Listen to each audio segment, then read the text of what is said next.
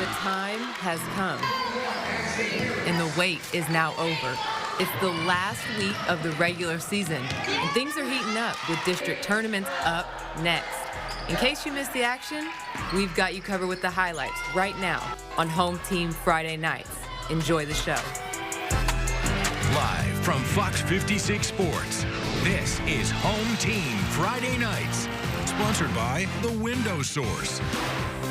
Welcome in and good evening to Home Team Friday Nights. Jordan Adams along with Colby Wilson, of course. Michael Epps somewhere on a beach right now, relaxing, himself, recharging, getting his batteries ready to go because the playoffs start on Tuesday. Colby, things are heating up, as you said. How excited are you for the postseason here in the Bluegrass State? That sound you just heard when I was putting it together, I was just hyped behind my computer desk getting ready. So that explains my mood for what's about to go down next week. Well, talking about playoffs, we pretty much had a playoff game, maybe Elite 8, Sweet 16, maybe even a state championship game with Lexington Catholic hosting Warren County, or Warren Central, I should say. Yep. And Colby, I know you might have not known this because you're still new. Yes. They won the championship just a year ago. So let's get to the highlights of this big-time matchup. Knights versus Dragons in this one. First possession of the game, and it's going to beat the away team. Cade Unseld just taking it all by himself and just knocking down the deep one. Nothing but nylon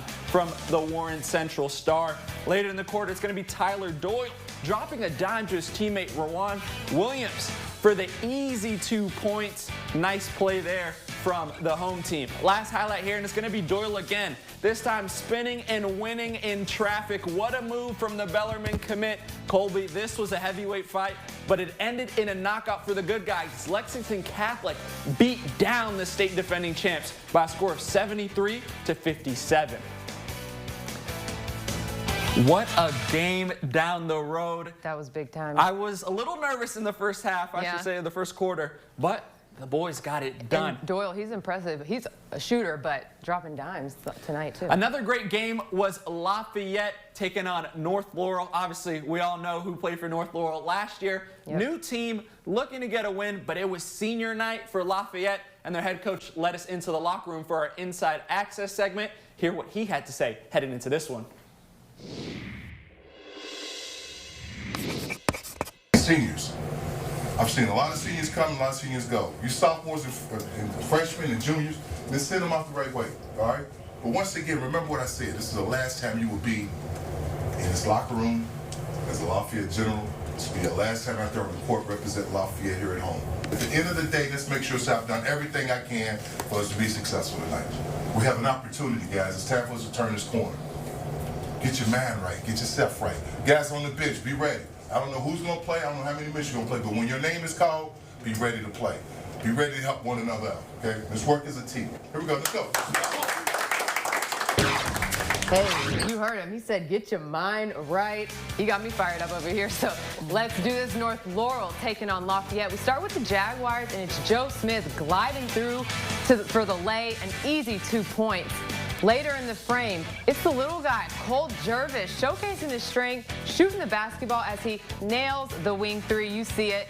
Now it's some great passing from the Generals, and it's going to result in Ishmael Thomas burying the three. This one was close from start to finish, but North Laurel take down Lafayette by a score of 61-58. All right. We'll stay on the boys' side when we come back because we got plenty of more highlights for you folks. You don't want to miss it. This is Home Team Friday Nights.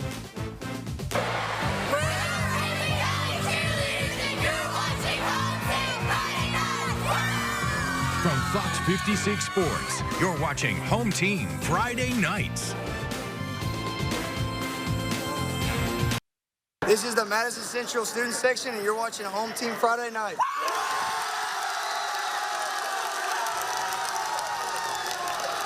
Nice job there from the fellas. I think it was a tropical theme, so maybe they were in coordination. They were Michael is, apparently. Gotta be. First block I thought was pretty good, Colby. We got some more highlights for you, of course. We had Berea taking on Dunbar in the city. Let's get to the highlights. Just off Man of War, the Dunbar Bulldogs look to snap a 5-game losing streak as they took on the Pirates. Pirates coming out swinging, though. swinging this one, as you see, Jack Hemingway. He drives into the corner and he gets stopping and gets that one to go. Pretty nice basket there from the away team. Later on, though, it's the Bulldogs trying to break through. Ooh, look at that nice left-hand layup by Mason Van Dyke. Pretty good there from the home team. Last highlight here, and it's going to be the Pirates once again weaving through traffic and finishing through the lane is Finney Belvins, and he curls that one inside. Let's pull up a score and see who got the win in this one, though, folks. The away team comes into the city and gets the win. So Dunbar falls in this one. Nice plays, though. Out in Nicholasville, where the East Jessamine Jags taking on the Danville Admirals, you better not blink because Mayo Jones hitting the hesitation before blowing by his defender. So you're about to see it. Easy layup. Oh, I mean, that was money. pretty good. But hey, the Cage getting fired up for their squad. But if you want to talk about team effort, DeMontre Trumbo with the steal, and then keeping the play in bounds, and Braylon Guest dropping the no-look dime to Javarion Page. That was very nice. He gets the and one finish. The Jags, though, relentless inside and out, as this time it's going to be Keelan Daniel from the wing draining the triple. You see it there, folks. And the Jags pull out the win in the regular season as they beat Danville 79-48. All right, that was pretty good. Home team gets the win. We got some scores for you. Covington Catholic takes down Madison Central. You just saw their student section. We love them over there. Boyle County falls to Taylor County. A little bit of a shock there. We got some more scores. Pulaski County falling to Laurel County. Danville Christian 48, Somerset 45. So got some wins and some losses on the final week, but let's switch things over to the girls. Talking about those Region 11 standings, and they're looking the same though, Colby. Yeah. And one team who sits atop of that Region 11, Franklin County, and you got to check them out earlier tonight. I did tonight. They were nice. The reason why they're atop of those standings. So out to Frankfort to check out, again, the #1 team in Region 11. They've been there for a minute. My first time seeing them play. Micaiah Wheeler doing it herself. Aggressive through the lane and an easy layup off the glass. Lady Flyers up 14 off this Wheeler bucket. A nice pass over the top to Logan Kennedy.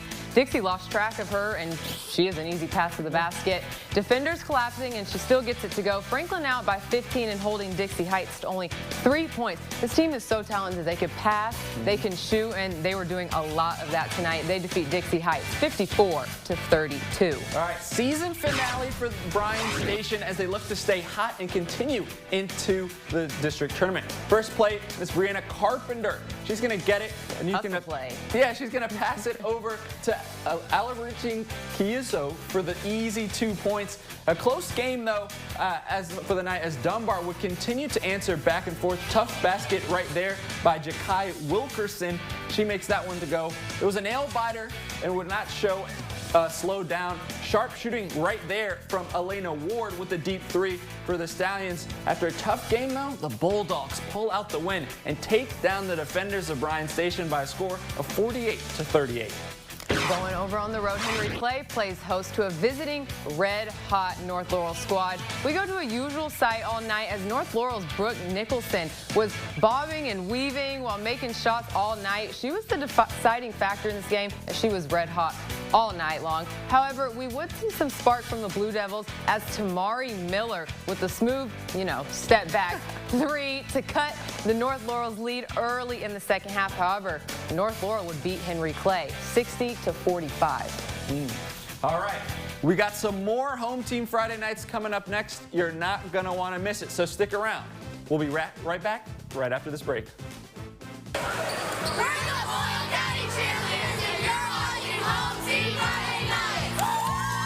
From Fox 56 Sports, you're watching Home Team Friday nights.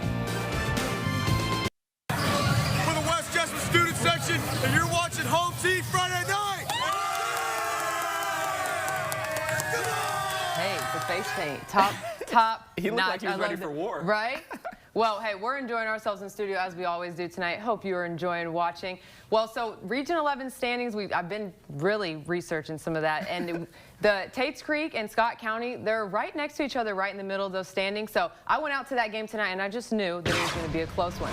Here in Lexington, Tates Creek hosting Scott County tonight. Cardinals down 2, but they turn defense into offense. Good steal from Kaylin Perry, and she gets rewarded for a tough move from the senior. You can count the basket. Scott County now ties it up in the second. Hey, Tates Creek said, we can turn defense into offense too. Miracle Morbley strips the ball on the other end and takes it all the way. Nice and easy finish for her. Tates Creek extends their lead, but Scott County not trailing much. Aaliyah Baird knocks down the three-pointer, and Tates Creek wins at home on senior night, defeating Scott County 62-69. All right, now we head to downtown Lex for where Louisville Collegiate was taking on Sayre. We start with the Titans, though, and it's going to be Rachel Disney. She gets the steal. She goes all the way down the court, Colby, and look at the move. A little shake and bake. Yeah, she gets the basket in to score. Nice move there. The Spartans will respond, though. Check out Daria Pfister cleaning up the glass and putting that one up and in off the window for the home team. Last highlight here, and it's Juliet Longbottom catching it, taking 2 dribbles, and just draining the mid-range shot as Sayre comes back and defends home court by winning 43-38. Big time from them. Final stop of the night is back out in Nicholasville between West Jess Colts and the Anderson County Bearcats. The Bearcats establishing the post presence as Jenna Satterley says, "You are too little for me," as she muscles up the shot for the tough 2 points. Colts, though, showing a ton of hustle as the ball gets batted into the air, but Claire Marshall, I know her, able to tip it away, and it gets swung all the way around to Morgan Dow, who nails the 3. Big-time play from them, but the Bearcats outworking the Colts tonight as Ella Baum gets the board, and even after getting blocked, sticks with it as she gets another tough 2. And Anderson County gets their 9th straight win as they dominate on the road with a 75-47 win over the Colts. All right, we got some other scores from some girls basketball tonight. East Jess 39, but Bourbon County get the win 67-39. Oswald County 65 as they lose to Danville in a close one 67-65. Madison Southern, we saw their student section earlier, and they get the win 60-52 over Bell County. And Western Hills fall in a close one to Shawnee 69-61. One more for you, though. We got Boyle County and Barstown 60-32. The Lady Tigers take that one home. And then Montgomery County Lady Indians defeating Berea Lady Pirates 50-35. A team I know Colby and myself have enjoyed watching. Frederick Douglass, but they fall. The Broncos lose to Sacred Heart 82-56. So some more mixed results from the ladies as well. But coming up next, everyone's favorite segment. We got your play of the week. We love when you guys vote for them, and we love it when you tune in. So stick around, because we got 3 good ones for you coming up next. From Fox 56 Sports, you're watching Home Team Friday nights. Welcome back into Home Team Friday nights. Jordan Adams with Colby Wilson. We're in our final segment, the final stretch. I must add. Colby's favorite, my favorite, everyone's favorite. It's play of the week, and we got a good one, a couple good ones for you. Oh yeah. And I'm gonna start things off in just a second. Check out the nice passing here from the guys and some hustle. You can't beat it. Demontre Trumbo, Braylon Guest, and Travion Page all working together, and they get the and one to go. That's a pretty good start, Colby. Very good. What do you got? All right, well, we're heading over to West Jess. It's Claire Marshall, gets down low, doesn't get the shot she wants, but sticks with it, tips it out around the perimeter 3, and they knock down the 3-point shot. Big time from Morgan Dow. What do you got for the third one, Jordan? Colby, last but not least, we're back here in the city, and it's Tyler Doyle doing it all by himself for LexCat. Going 1-on-3, 1-on-4 all night long. Check out the spin move. Spinning and winning. You know it. As LexCat destroy Warren Central and take down the defending champs. All right, well, you know it. There's the QR code on your screen in order to vote. Voting closes Tuesday at 5 o'clock p.m. and the winner is announced Tuesday at 6:30 p.m. We've been getting a lot of votes and a lot of great winners. So you got to vote. Help us out for the Home Team Friday Nights Play of the Week. Well, Yeah, if it's your team, someone else's team, just a play you like, just make sure you vote. We appreciate it, as always. For Colby Wilson, I'm Jordan Adams, and for Michael Epps here in Fox 56. We hope you have a great weekend. We'll see you later tomorrow.